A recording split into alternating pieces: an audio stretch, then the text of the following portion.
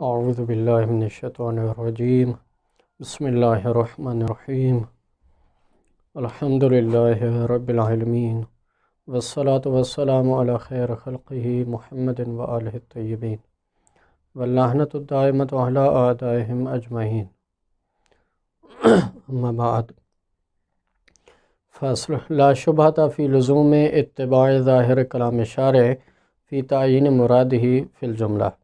لاستقرار طریقۃ العقلاء علی اتباع الظہورات فی تعیین المرادات۔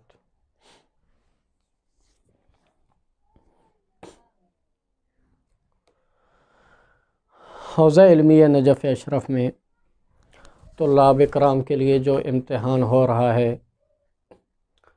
کفایت الاصول جلد دوم کا امر صالح سے شروع ہوا تھا۔ ہم نے بھی امر صالح سے شروع کیا تھا، اور ابھی ہم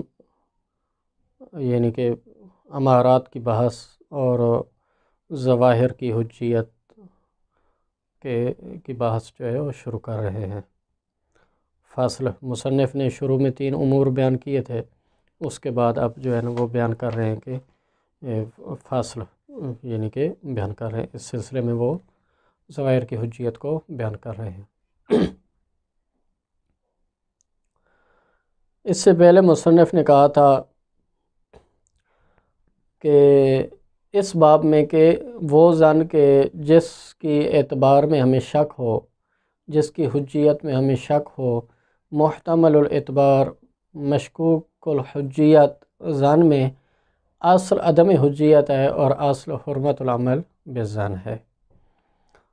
تو اس اصل سے موضوعاً جو خارج ہے، فرماتے ہیں کہ وہ یہاں پر ان چیزوں کو بیان کر رہے ہیں کہ جو موضوعاً اس اصل سے خارج ہیں، یعنی اگرچہ وہ مشکوک الحجیت ہیں یا محتمل الاعتبار ہیں لیکن موضوعاً خارج ہیں، یعنی اصلاً بے شک شارع کی طرف سے کوئی لفظی دلیل نہیں ہے، لیکن ایک ایسی قطعی دلیل موجود ہے کہ جس کی بنیاد پہ ہم اس کو مشکوک الحجیت سے خارج کر دیں گے اور وہ جو ہے نا وہ متیقن الحجیت میں داخل ہو جائیں گے، اس لیے موضوعاً خارج ہیں۔ یعنی کہ آپ ایسے ظنون کو گویا کہ یہ نہیں کہہ سکتے ہیں کہ ان کے اعتبار میں شک ہے۔ فرماتے ہیں موضوعاً جو خارج ہے اس اصل سے، وہ جو ہے نا ان میں سے ایک چند فصول میں بیان کریں گے۔ پہلی فصل میں یہ فرماتے ہیں کہ ظاہر کلام شارع، ظواہر قرآنیہ یا ظواہر احادیث، ان کی حجیت میں، ان کے ظاہر کی اتباع کے لازم ہونے میں فرماتے ہیں فی الجملہ کوئی جو ہے نا وہ شبہ نہیں ہے۔ فی الجملہ سے مراد ہے سلب کلی کے مقابل میں، یعنی اگر کوئی شخص یہ کہے کہ ظاہر کی اتباع نہیں کی جا سکتی، ظاہر حجت نہیں ہے، تو اس کے مقابل میں ہم یہ کہیں گے کہ ظاہر حجت ہے فی الجملہ، یعنی بعض موارد میں۔ اور بعض موارد سے مراد یہ ہے کہ یعنی اس کے اپنے مقدمات ہیں، اپنے شروط ہیں، اگر وہ شروط تام ہوں اور وہ مقدمات اگر فراہم ہو جائیں تو اس وقت وہ ظہور قرآنی حجت ہوگا۔ جبکہ اس کے مقابل میں جو اخباریین ہیں گویا کہ وہ سلب کلی کے قائل ہیں، یعنی وہ اصلاً ظاہر کو حجت نہیں سمجھتے اور ظاہر کی حجیت کے منکر ہیں۔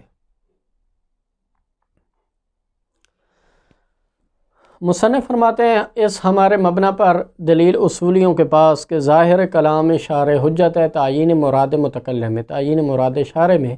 یعنی مثلا مولا کے شارع کی طرف سے اگر یہ کلام ہے کہ اکرم العلماء، تو یہاں پر یہ ہے کہ یہ ظاہر حجت ہے۔ اور ہم یہی کہیں گے کہ علماء سے جو بھی ظاہری معنی ہمارے ذہن میں آ رہا ہے، اسی طرح اکرام کا جو ظاہری معنی ہمارے ذہن میں آ رہا ہے وہ مراد متکلم ہے، وہ مراد شارع ہے۔ تو مصنف فرماتے ہیں اس پر جو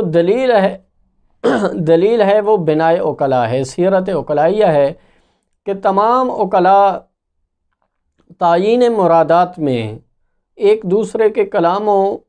سے مراد کو سمجھنے میں ظاہر کو لیتے ہیں تمام عقلاء۔ تو یہ بناء عقلاء موجود ہے تعیین مرادات میں، تو شارع سید العقلاء، لہذا یہاں پر بھی ہم یہ کہیں گے کہ تعیین مراد متکلم میں، تعیین مراد شارع میں ظاہر حجت ہے۔ اور پھر یہ فرماتے ہیں کہ البتہ یہ جب ہمیں قطع حاصل ہو کہ شارع نے مثلا روکا نہیں ہے، اگر من شارع کیا کسی ظاہر سے، کسی کہ فلاں ظاہر مثلا وہ حجت نہیں ہے، اس سے شارع نے من کیا، جس طرح متشابہات میں مثلا شارع نے من کیا ہے قرآن کے متشابہات کو جو ہے نا وہ نہ لو، متشابہات کو اخذ نہ کرو، تو جب تک یہ ہے کہ ہمیں قطع حاصل نہ ہو کہ شارع نے کسی ظاہر سے منع کیا ہے۔ ہاں جب قطع حاصل نہ ہو تو اس وقت یہ ہے کہ بناء عقلاء کی وجہ سے ہم یہ کہیں گے کہ تعیین مراد شارع میں یہ ظاہر حجت ہے، ظہور قرآنیہ حجت ہے۔ اس کی وجہ یہ ہے کہ اگر یہ ظاہر حجت نہ ہوتا شارع کی کلام میں، مثلا اکرم العلماء، اگر یہ ظاہر حجت نہیں ہے ہمارے لیے، تو اس وقت مصنف فرماتے ہیں کہ شارع کے لیے ضروری تھا کہ وہ کوئی اور طریقہ ہمارے سامنے بیان کرتا، کوئی اور طریقہ ہمارے سامنے بیان کرتا مقام افادہ میں، تاکہ وہ مثلا شارع کہتا کہ لما القیت الکلام، جب بھی میں کلام کہوں گا، لا ارید خلاف ظاہرہ یا لا ارید ظاہرہ، میں اس کے ظاہر مراد نہیں لوں گا، جو بھی میں ظاہری کلام کہوں گا اس کا ظاہر مراد نہیں لوں گا، یا یہ ہے کہ خلاف ظاہر میں مراد لوں گا۔ اب شارع اس طرح کا پھر یہ کوئی اور طریقہ ہمارے سامنے پھر اپنی مراد کو واضح کرنے کے لیے بیان کرتا، جبکہ شارع کی طرف سے کوئی ایسے بیان بھی نہیں آیا ہے، کوئی ایسی حدیث موجود نہیں ہے، کوئی ایسی آیت موجود نہیں ہے کہ جب بھی کلام ہوگی تو ظاہر حجت نہیں ہوگا یا ظاہر کے خلاف میری مراد ہوگی، کوئی بھی ایسی کلام یعنی کہ نہیں ہے، اور کوئی اور طریقہ بھی ہمارے سامنے مراد متکلم کو جاننے کے لیے نہیں ہے۔ تو اس وجہ سے مصنف فرماتے ہیں کہ شارع کی مرادات کو جاننے کے لیے بھی یہی حجت ہے، ظاہر حجت ہے۔ اس کے بعد مصنف اس بحث میں داخل ہوتے ہیں کہ یہ جو ظواہر حجت ہے، اور بناء عقلاء کی وجہ سے ہم نے کہا ہے کہ ظاہر حجت ہے، اور شارع کی مراد کو تعیین دینے کے لیے بھی ظاہر حجت ہے، کلام کے ظاہر کو لیں گے، تو مصنف فرماتے ہیں کہ آیا یہ ظاہر کے اتباع کا لازم ہونا یہ مشروط ہے اس کے ساتھ کہ آپ کو جو ہے نا ظن بالوفاق حاصل ہو جائے، یعنی ظن شخصی حاصل ہو جائے، یعنی ظن بالمراد حاصل ہو جائے، یا یہ ہے کہ خلاف کا ظن حاصل نہ ہو، آیا ان شرطوں کے ساتھ مشروط ہے، یا یہ ہے کہ آیا اس کی قید ہے کہ نہیں ہے کہ یہ ظاہر جو ہے یہ حجت ہے فقط انہی لوگوں کے لیے کہ جن کے سامنے بیان کیا گیا تھا وہ ظاہر، یعنی مشافہین، مقصود بالافہام جس کو کہا جاتا ہے اصطلاح میں، اور غیر مقصود بالافہام یعنی ہم جیسے لوگ، ان کے سامنے وہ ظاہر حجت نہیں ہے۔ آیا ان شرطوں کے ساتھ ظاہر کی حجیت مشروط ہے کہ مشروط نہیں ہے؟ تو مصنف فرماتے ہیں کہ ہم نے آیا ان شرطوں کے ساتھ ظواہر قرآنیہ کی یا ظواہر احادیث کی آیا حجیت ان شرطوں کے ساتھ مشروط ہے کہ نہیں ہے، اس سلسلے میں ہم بناء عقلاء کی طرف رجوع کریں گے، اور ظاہر یہ ہے کہ بناء عقلاء اور سیرت عقلائیہ اس میں کوئی بھی یہ شرائط موجود نہیں ہے، کوئی بھی یہ تقییدات موجود نہیں ہے کہ مثلا ظن فعلی کا فائدہ دے، ظن بالوفاق کا فائدہ دے، یا ظن بالمراد کا فائدہ دے، مثلا اس شخص کو ظن حاصل وہ ہو جائے کسی خاص مراد کا، تب وہ اس پہ عمل کرے گا۔ اگر ظن حاصل نہ ہو رہا ہو ایک شخص کو ظن فعلی، ظن شخصی حاصل نہ ہو رہا ہو، تو وہ یہ دلیل کا بیان کرے کہ چونکہ مجھے ظن حاصل نہیں ہوا تھا اس وجہ سے میں نے اس ظن پر عمل نہیں کیا، تو کوئی بھی جو ہے نا یہ ایسی قید نہیں ہے، اور یہ دلیل اس کا یہ عذر قابل قبول نہیں ہوگا۔ اسی طرح خلاف کا ظن نہ ہو، یہ بھی جو ہے نا کوئی اس بات کے ساتھ بھی کوئی جو ہے نا وہ شرط نہیں ہے، اس وجہ سے یہ بھی کوئی شخص یعنی کہ مثلا عذر پیش نہیں کر سکتا اگر کوئی شخص مثلا اکرم العلماء اس پہ ایک شخص اگر عمل نہ کرے اور بعد میں یہ کہے کہ مجھے اس کے خلاف پر چونکہ ظن حاصل تھا تو اس وجہ سے میں نے اس ظاہر پہ عمل نہیں کیا تھا، تو یہ عذر اس کا قابل قبول نہیں ہوگا۔ تو لہٰذا خلاف کے اوپر کوئی ظن نہیں ہونا چاہیے، یہ بھی شرط نہیں ہے، بلکہ خلاف پر ظن حاصل ہو پھر بھی ظاہر حجت ہے اس وقت بھی، اور ظاہر کے مطابق عمل کیا جائے گا، اور ظاہر کی مخالفت اگر کوئی شخص کرے تو وہ مستحق عقوبت ٹھہرائے گا۔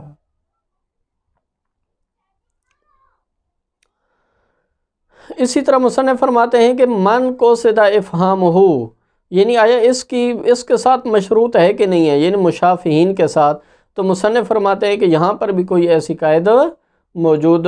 نہیں ہے، بلکہ کلام جو بھی ہوتی ہے اس سے اصل مقصد ظاہر جو بھی ہے، مثلا شارع کہے گا، مثلا امام جعفر صادق علیہ السلام نے حدیث بیان کی زرارہ کے سامنے، زرارہ نے آگے ایک اور راوی کے سامنے حدیث بیان کی، اس راوی نے مثلا کسی اور کے سامنے حدیث بیان کی، اس نے آگے کلینی کے سامنے حدیث بیان کی، اور کلینی نے کتاب میں لکھ دی، اور ہم نے اس اصول کافی میں وہ حدیث ہم نے پڑھی۔ تو یہ ہے کہ در حقیقت اصل مقصد تو یہ ہے کہ ظاہر ہم تک بھی گویا کہ پہنچ چکا،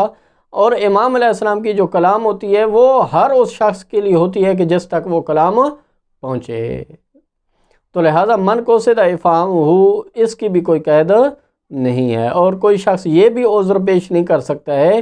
کہ میں مثلا مقصود بالافہام نہیں تھا، اس وجہ سے میں نے جو ہے نا وہ یعنی کہ مقصود بالافہام نہیں تھا، اس وجہ سے میں نے اس ظاہر پہ عمل نہیں کیا، کوئی شخص یہ عذر پیش نہیں کر سکتا۔ بلکہ مصنف تو یہ فرماتے ہیں کہ یعنی سامع کی 3 قسمیں ہو سکتی ہیں، یا تو وہ مقصود بالافہام ہے، یا غیر مقصود بالافہام بھی معنی ہے کہ اس کو مقصود بالافہام نہ ہونے کی قید ہے وہاں پر، یعنی باقاعدہ طور پہ وہ مقصود بالافہام نہیں ہے، یا یہ کہ بطور مطلق یعنی ہم جیسے لوگ جس طرح، نہ ہی وہ مقصود بالافہام ہے نہ ہی غیر مقصود بالافہام ہے۔ تو جو شخص غیر مقصود بالافہام ہے باقاعدہ اس کو سمجھانا مقصد ہی نہیں ہے، مثلا ایک سائل نے امام علیہ السلام سے سوال کیا، اس سوال کے جواب امام علیہ السلام نے دیا، ساتھ بیٹھا ہوا جو شخص تھا اس کے ساتھ وہ مسئلہ مرتبط بھی نہیں تھا، وہ اصلاً غیر مقصود بالافہام تھا۔ تو غیر مقصود بالافہام جو ہے وہ بھی عذر پیش نہیں کر سکتا اگر اس ظاہر پہ عمل نہ کرے، چاہے کہ ایسا شخص کے جو مطلقاً ہو، یعنی نہ ہی مقصود بالافہام ہو نہ ہی غیر مقصود بالافہام ہو۔ تو اس وجہ سے مصنف فرماتے ہیں کہ کوئی بھی یہ بھی جو ہے نا وہ قید نہیں ہے۔ اس کے بعد مصنف یہ فرماتے ہیں کہ اخبارین کا البتہ جو نظریہ ہے وہ یہ ہے کہ وہ بہت سارے جو ہے نا یہاں پر مصنف نے 5 دلائل کو ذکر کیا، ان کی طرف سے وہ کہتے ہیں کہ ظواہر قرآنیہ اور ظواہر احادیث حجت نہیں ہے، ظاہر کتاب حجت نہیں ہے اخباریوں کا۔ وہ مثلا ایک دلیل یہ دیتے ہیں کہ چونکہ قرآن کا فہم اور معرفت جو ہے وہ اس کا اختصاص فقط اہل قرآن اور من خطب بہ، جو مخاطبین ہیں وہی گویا کہ قرآن کو صحیح طور پہ سمجھ سکتے ہیں، یعنی اس وقت جس وقت پاک پیغمبر صلی اللہ علیہ وآلہ وسلم پر آیت نازل ہوتی تھی اور پاک پیغمبر بیان کرتے تھے تو جو مخاطبین تھے فقط وہی اہل ہیں قرآن کو سمجھنے سے، کیونکہ اس وقت خاص قرائن ہوتے ہیں، آیا کس مورد پہ آیت نازل ہوئی، اس کا قرائن حالیہ ہوتے ہیں، قرائن حالیہ ہوتے ہیں، مثلا اس وقت صورتحال جیسی بھی ہوتی ہے، جیسا قرینہ ہوتا ہے اسی کے مطابق وہ فوراً سمجھ رہے ہوتے ہیں اس آیت کو، لہذا ہمارے لیے ظاہر حجت نہیں ہے۔ اسی طرح یہ ہے کہ یا اہل سے مراد جو ہے نا صرف وہی ائمہ معصومین علیہم السلام، یعنی گویا کہ عرف خاص مقصود ہے، یا آپ اس کو تھوڑا سا عمومیت دیں تو آپ کہیں گے بنی ہاشم کا عرف، گویا کہ فقط یعنی کہ اہل بیت علیہم السلام یا بنی ہاشم یا کوئی خاص عرف مثلا وہ گویا کہ قرآن کو سمجھ سکتا ہے، اور ظواہر ان کے لیے حجت ہیں، باقیوں کے لیے حجت نہیں ہے۔ یا وہ یہ دلیل دیتے ہیں اخباری کہ چونکہ اس میں قرآن کی آیات میں بلند تر معنی موجود ہیں، یعنی کہ بلند پایا مطالب ایسے موجود ہیں کہ دانش مندان عصر ماضی، یعنی گزشتہ جو لوگ تھے اور اہل فکر تھے، اہل علم تھے، اہل عقل اور ایک بلند تر جو ہے نا مطالب کو سمجھنے والے لوگ تھے، وہ جب قرآن کی آیات کو نہیں سمجھ سکے تو ہم کیسے ان مضامین کو اور ان مطالب کو سمجھ سکتے ہیں، لہذا ظاہر ہمارے لیے حجت نہیں ہے۔ تیسری وہ دلیل دیتے ہیں کہ چونکہ قرآن میں متشابہات بھی موجود ہیں کہ جن کے اتباع سے روکا گیا ہے، تو ظاہر میں بھی یعنی کہ یہی ہے کہ آپ جس کو ظاہر کہہ رہے ہیں ہو سکتا ہے یہ متشابہ کے ساتھ اس کی شباہت ہو، یا یہ ہے کہ یہ اجمال میں داخل ہو ظاہر سے، یعنی گوئے کہ یہ اخبارین یعنی ظاہر کو متشابہ میں داخل کرتے ہیں۔ یعنی ظاہر کا معنی وہ نہیں ہے جو اصولی بیان کرتے ہیں، بلکہ ظاہر جو ہے نا وہ متشابہ کے معنی میں لیتے ہیں، اور متشابہ سے قرآن نے روکا ہے۔ یا وہ یہ کہتے ہیں کہ ہمیں چونکہ علم اجمالی ہے کہ ہر تخصیصات وارد ہوئی ہیں، تقییدات وارد ہوئی ہیں، تجوز موجود ہے، تو یہاں پر کہاں ہر آیت کے بارے میں ہمارے پاس تخصیصات ہو سکتے ہیں، ہوئی ہوں ہم تک نہ پہنچی ہوں، تقییدات ہوئی ہوں ہم تک نہ پہنچی ہوں، لہذا اس وجہ سے ظاہر حجت نہیں ہے۔ یا پھر وہ یہ کہتے ہیں کہ ظاہر کو جو معنی یعنی اصولی بیان کرتے ہیں ظاہر کا، وہ کہتے ہیں کہ یہ در حقیقت جو آپ معنی بیان کرتے ہیں یہ تفسیر بالرأی میں داخل ہے، اور تفسیر بالرأی سے روکا گیا ہے۔ اخبار ہیں کہ جو نہیں کرتی ہیں تفسیر بالرأی سے، تو لہٰذا ان 4-5 ادلہ کی بنیاد پہ اخبارین کہتے ہیں کہ ظاہر قرآنی حجت نہیں ہے۔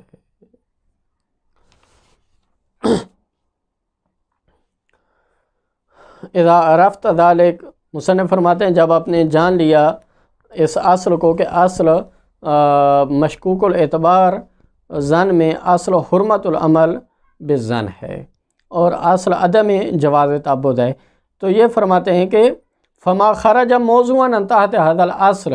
اس اصل سے جو موضوعاً خارج ہے، او قیل بخروجہ، یا کہا گیا ہے کہ جو موضوعاً خارج ہے، نذکر فی ذیل فصول، ہم چند فصلوں میں ان کو ذکر کرتے ہیں کہ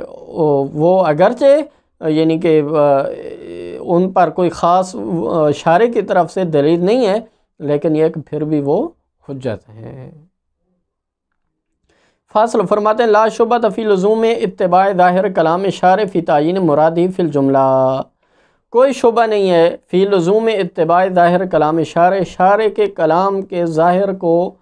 کی اتباع لازم ہے، یعنی ظاہر کلام شارع حجت ہے، فی تعیین مرادی، تعیین مراد شارع میں، شارع کی مراد کیا ہے، مثلا کرم العلماء سے شارع کی مراد کیا ہے، اس کو تعیین دینے میں اور اس کو معین کرنے میں، مراد کو واضح کرنے میں یہی ظاہر حجت ہے۔ ظاہر سے جو مراد سمجھ میں آ رہی ہے وہی شارع کی مراد سمجھی جائے گی۔ فی الجملہ اجمالاً، یعنی سلب کلی کے مقابل میں کہ اخبارین اصلاً ظاہر کو حجت نہیں سمجھتے، جبکہ اس کے مقابل میں ہم فی الجملہ ظاہر کو حجت سمجھتے ہیں، ہاں بعض موارد میں ظاہر حجت نہیں ہوگا۔ تو فی الجملہ اور بطور اجمال ظاہر کی حجیت پر دلیل یہ ہے کہ استقرار طریقۃ العقلاء علی اتباع الظہورات، کہ بنائے عقلاء ہمارے سامنے موجود ہے، طریقہ عقلاء، سیرت عقلائیہ ہمارے سامنے موجود ہے کہ تعیین مرادات میں متکلمین کی کلام سے کیا مراد ہے متکلمین کی، تو ان کی کلاموں سے مراد کو واضح کرنے میں وہ ظہور کی اتباع کرتے ہیں، مالکت بعدم رد عنہا، جب تک قطع حاصل نہ ہو جائے کہ کسی ظاہر سے روکا گیا ہے۔ مثلا ہاں اگر روکا گیا ہے، کسی ظاہر سے منع کیا گیا ہے، تو اس وقت یہ ہے کہ پھر ظاہر حجت نہیں ہوگا، لیکن جب تک قطع حاصل نہ ہو کہ اس ظاہر سے روکا گیا ہے تو بنائے عقلاء موجود ہے کہ اس ظاہر کی اتباع کی جائے گی۔ لِوُضُوحِ عدم اختراع طریقۃ اخری فی مقام الافادہ لمرامہ من کلامہ، مصنف فرماتے ہیں کہ کیونکہ یہ بات واضح ہے کہ اگر بنائے عقلاء کے برخلاف، یعنی سیرت عقلائیہ کے برخلاف، کیونکہ سیرت عقلائیہ اور بنائے عقلاء کی حجیت کے لیے مقدمات ہیں، اور ان مقدمات میں سے ایک مقدمہ یہ ہے کہ شارع نے اس سے روکا نہ ہو۔ اگر شارع نے اس سے روکا ہوتا تو شارع کے لیے پھر ضروری تھا کہ ہمارے سامنے مقام افادہ میں اور اپنی مراد کو سمجھانے میں کوئی اور طریقہ شارع ہمارے سامنے بیان کرتا، جبکہ کوئی اور طریقہ بیان نہیں کیا، جس کا معنی یہ ہے کہ یہی ظاہر حجت ہے۔ تو لہٰذا بنائے اوکلا یعنی شارع نے کوئی مثلا وجوب احتیاط کا بھی کوئی ایسا طریقہ شارع نے بیان نہیں کیا۔ مثلا شارع یہ کہہ سکتا تھا کہ احتیاط واجب ہے، یہ شارع نے کوئی ایسا بھی بیان نہیں کیا۔ تو مثلا شارع کہہ سکتا تھا کہ جو بھی ظواہر ہیں اگر نص نہیں ہے ظاہر ہے تو وہاں پر احتیاط سے کام لو، وہاں پر احتیاط واجب ہے۔ لہٰذا شارع نے وجوب احتیاط کا کوئی طریقہ بھی ہمارے سامنے بیان نہیں کیا۔ جب کوئی نیا طریقہ ہمارے سامنے بیان نہیں کیا تو یہی ظاہر حجت ہے۔ وَالظَّاهِرُ أَنَّ سِيرَتَهُمْ عَلَىٰ اتِّبَاعِهَا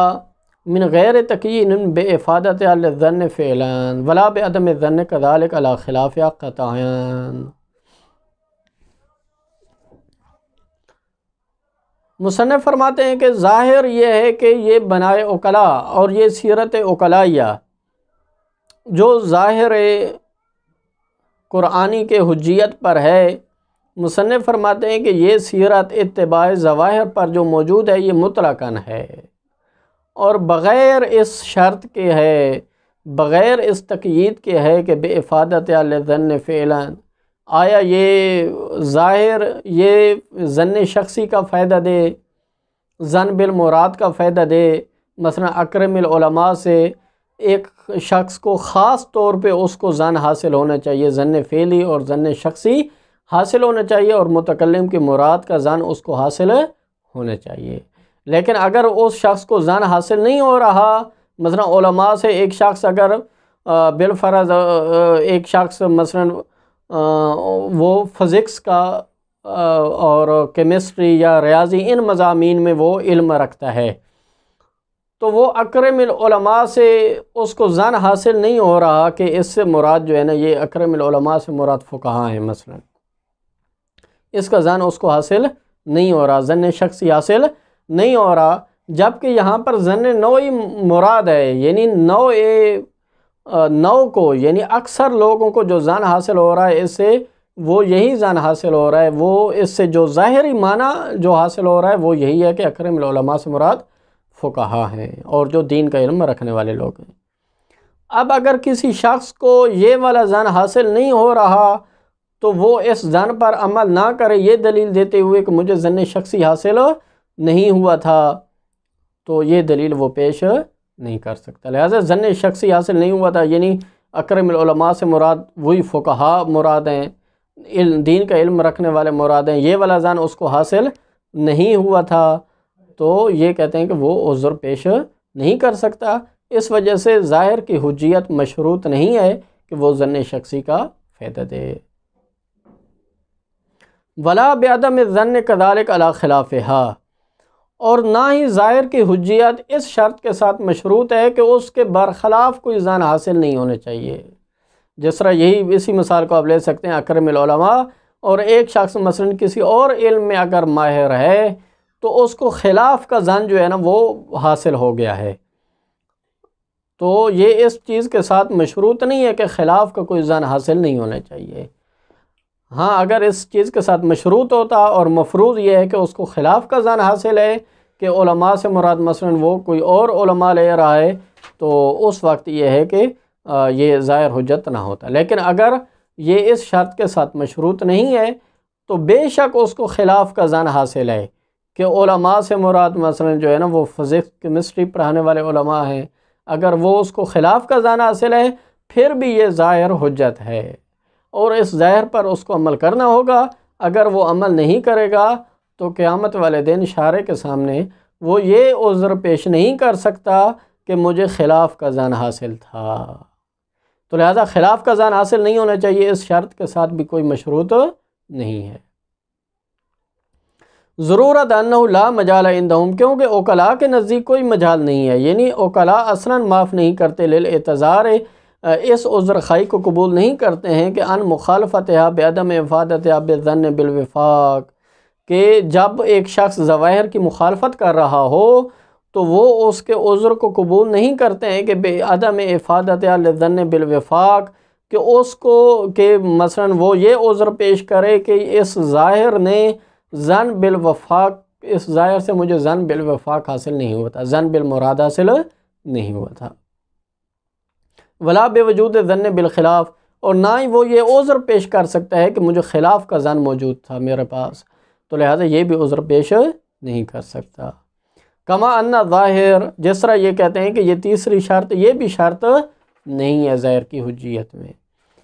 کہ عدم و اختصاص ذالک بمن کو صدا افہام ہو، ظاہر یہ ہے کہ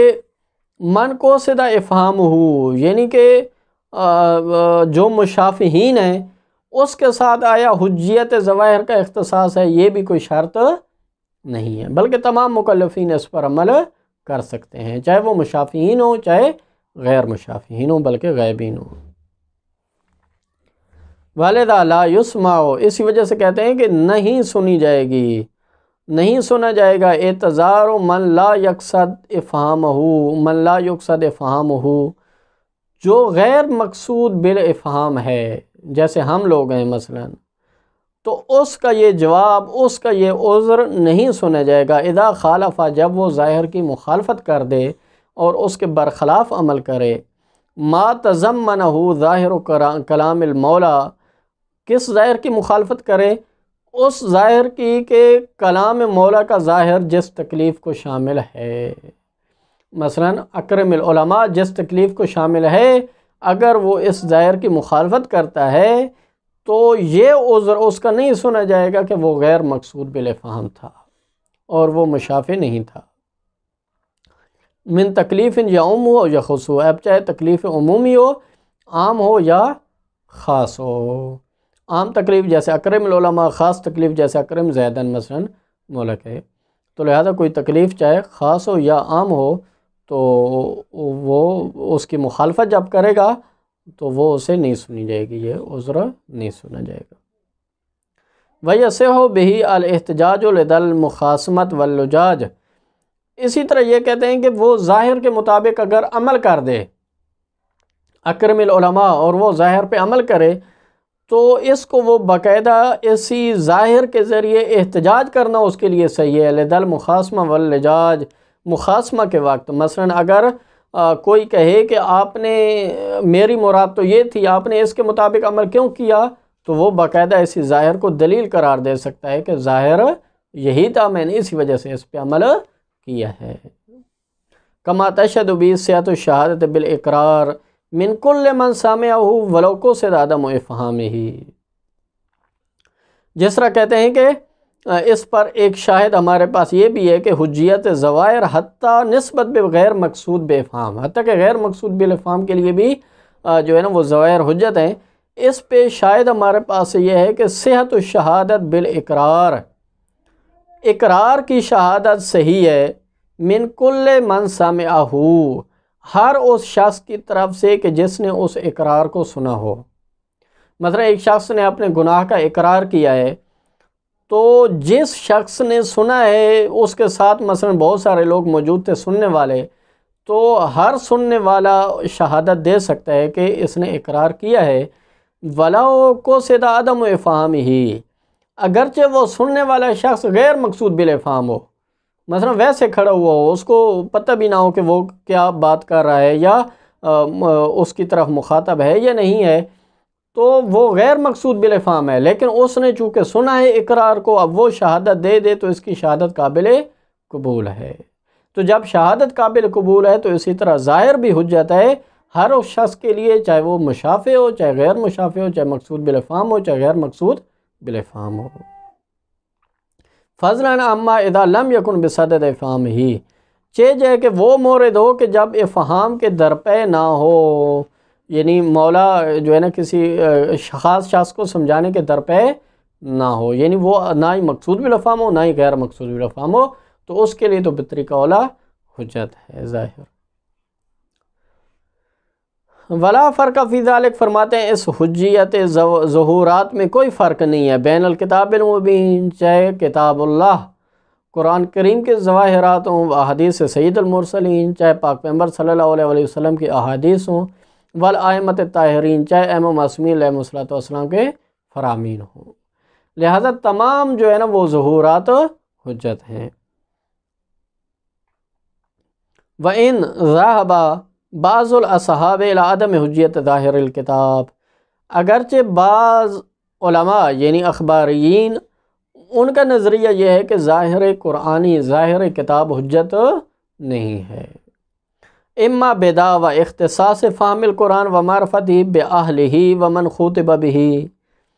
دلیل اول اخباریین کی طرف سے وہ یہ ہے کہ وہ یہ دعویٰ کرتے ہیں کہ فہم قرآن مشکل ہے عام لوگوں کے لیے، کہ فہم قرآن اور قرآن کی معرفت، اس کا اختصاص فقط اہل قرآن کے ساتھ ہے، یعنی جو لوگ اس کے اہل ہیں، اور وہ اہل بیت علیہ الصلوۃ والسلام ہیں، یا دائرہ اس کا وسیع کریں تو بنی ہاشم ہیں، یا اس سے زیادہ آپ دائرہ وسیع کریں تو وہ لوگ کہ جنہوں نے خود پاک پیغمبر سے قرآن کی آیات کو سنا تھا، تو وہ فہم کے اہل ہیں۔ ومن خُوطِبَ بہ، اور جو مخاطبین تھے، مشافہین تھے۔ کما یشہد بہ ما ورد فی رد ابی حنیفہ و قتادہ عن الفتویٰ بہ، جیسا کہ فرماتے ہیں کہ اس پہ شاہد